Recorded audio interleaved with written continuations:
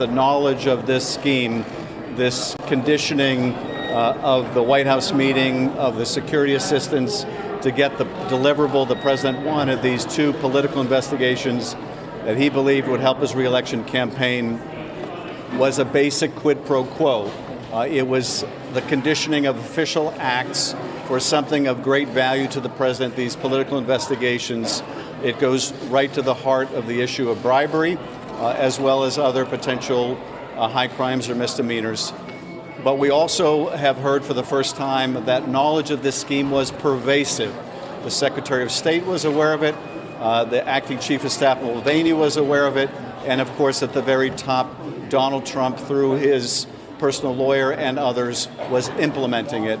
And so this, I think, only goes to underscore just how significant the president's obstruction of this investigation has been.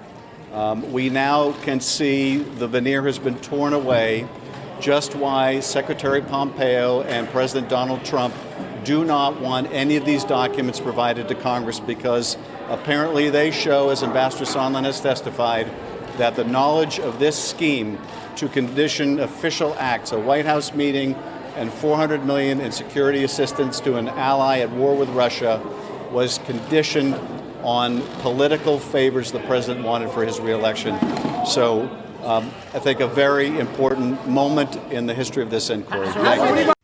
Hey, NBC News viewers, thanks for checking out our YouTube channel. Subscribe by clicking on that button down here, and click on any of the videos over here to watch the latest interviews, show highlights, and digital exclusives.